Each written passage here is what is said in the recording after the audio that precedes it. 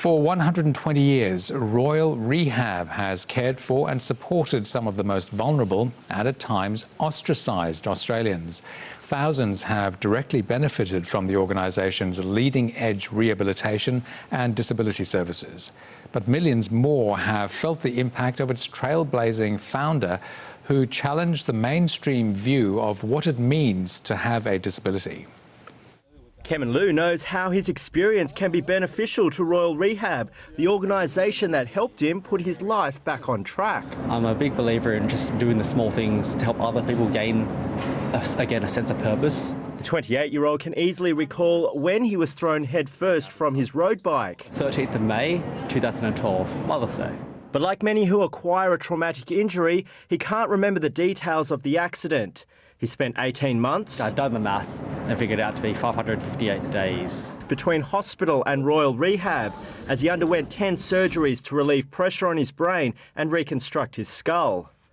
Relearning how to walk, talk and eat was just the start. Kevin's now finished a university degree in exercise physiology and he runs marathons. Finding a purpose I find was pivotal towards my recovery, or at least when I came to the realisation that I can set my own goals.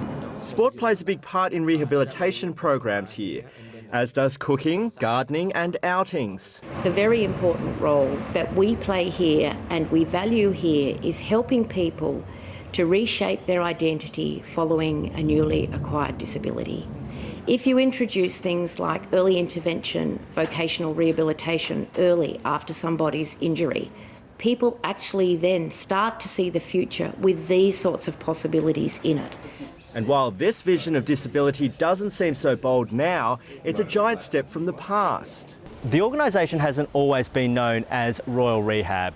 Perhaps as a sign of past social attitudes towards people with disability, it had been called the Commonwealth Home for Destitute Invalids and the New South Wales Home for Incurables. Broadly in the community, people with disabilities were shunned, there was stigma, and there still is some of that today in some sections of our community.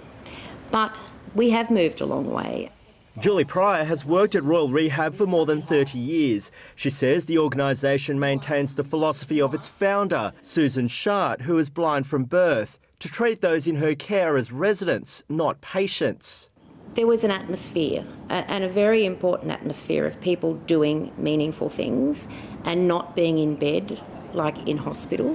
How's that? Yeah. A horse riding accident 13 years ago left Caitlin Lyle an incomplete paraplegic with limited movement and feeling in her legs. I'd never really known anyone in a wheelchair, probably always thought that that was something for older people or people born with disability, or never thought that it was something that could happen to me. She says Royal Rehab enabled her to rebuild her life. She went on to travel the world and pursue a career. Disability is part of my life, but it also just moulds into everything else in my life. Mr. Liu and Ms. Lyle are among 61,000 people who came to Royal Rehab at a very challenging time in their lives. But they're among the millions that have had their understanding of disability reshaped. Laurie Lawira, SBS World News.